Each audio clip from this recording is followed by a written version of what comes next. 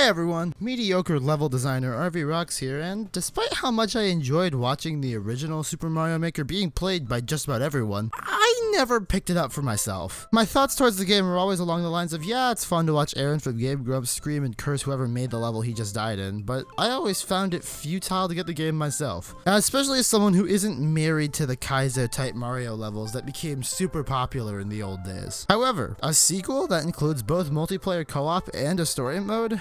Well, you have my attention. Let's get into this.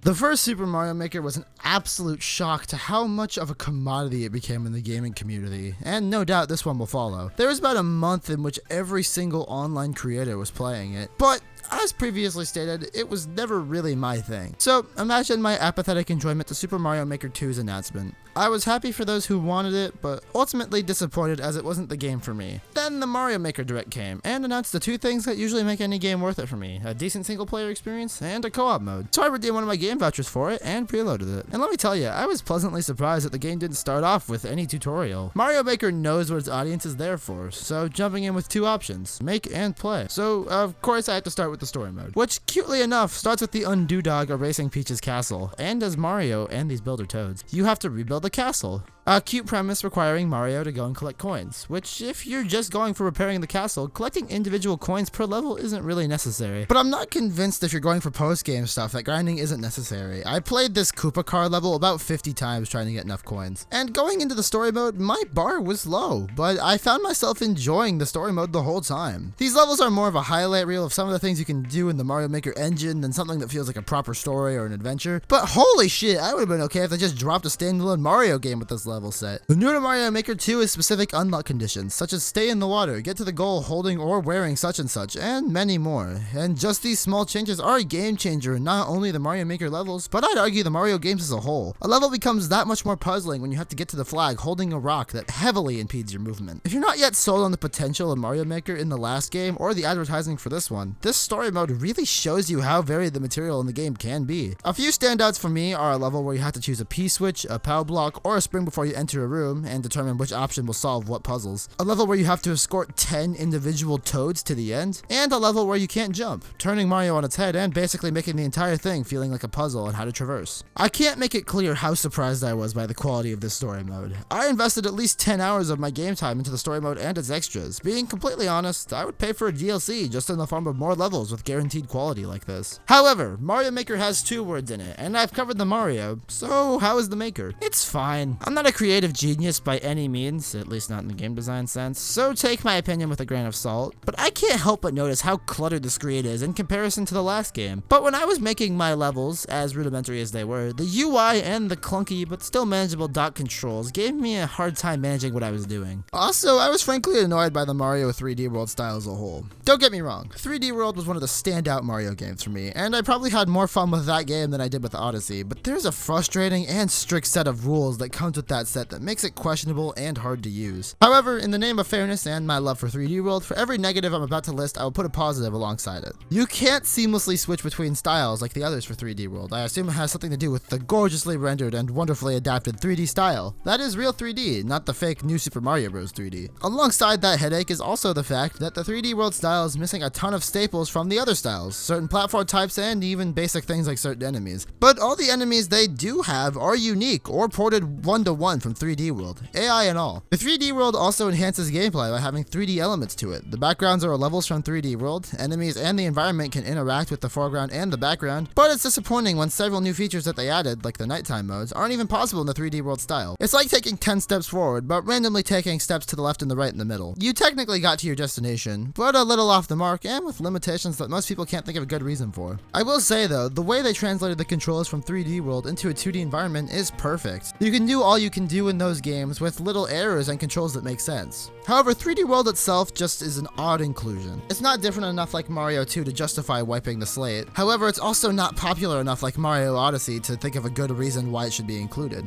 It makes me wonder if they were already doing a 3D World port and thought they could reuse the assets here. The limitations do make me question some of the decisions though. However, where limitations have been virtually removed without any consequences was the course world. It has a search now, and tags. You can search levels specifically for puzzles or challenges or speedruns. It's such a small change, but from my limited experience with the first game and things I've heard, it makes all the difference. Each course maker now has what's called a maker profile, which is basically your Switch profile as a course maker. It also gives an Xbox-esque avatar clothing system to your Mii, something I wish we already had built into the Switch ecosystem already. I am personally rocking the Princess Peach costume myself, but I also don't have any maker skills, so while I would love to try and sell you on my courses, I'm not. You can also now follow specific creators, which is small but ultimately pretty useful. From what I've seen on the internet of what people did in the last game, I know for sure there are a few people I want to follow. Also, alongside being able to yeah a course, you can now boo a course, which is of course a far cry from being able to offer legitimate criticism, but it will help sifting out garbage from the course world. One thing I was disappointed in though was the multiplayer options. I didn't expect it to be great due to how it was presented originally, but I expected it to be passable.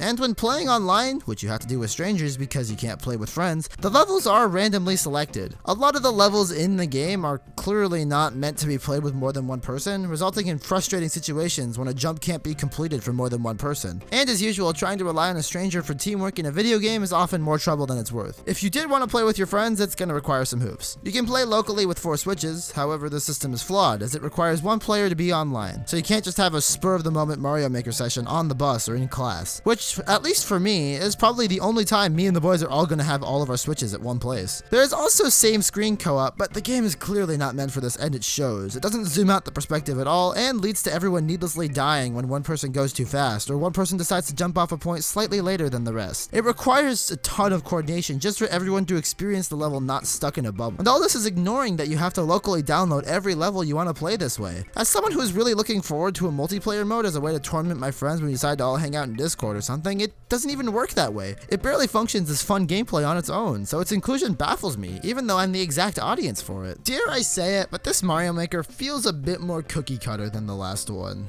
The last one really felt like a passion project and had callbacks to the weirdest things in the weirdest of places. People who care more about the original game than I ever did have said it better, but it kind of feels like this game lacks soul. The original Mario Maker was like one of those girls in high school who prided herself on being different and weirder than the other girls, in this case Mario games. However, this one feels like a girl who prides herself on being quirky and weird, when in reality she's just like everyone else. And a big knockdown for me is the lack of the mystery mushroom costumes. I understand it can't be easy to port 153 sprite sets, each having unique sound effects, and possibly add more to account for all the new amiibo that have been released since then, but it feels odd to me that the sequel has less content than the original, even if the content it has less of is really cool and a fun way of adapting other properties, but ultimately unnecessary, adding no new additions to the core gameplay.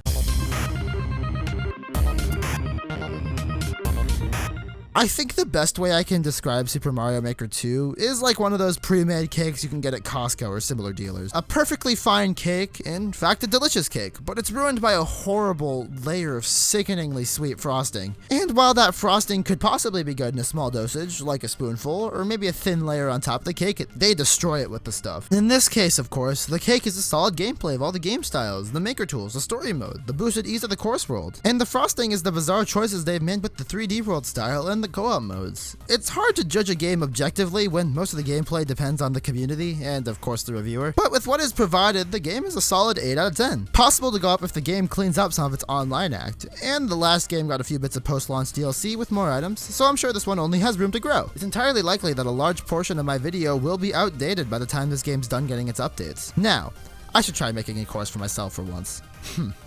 I can see the title already. Cock and ball torture in Super Mario Maker 2.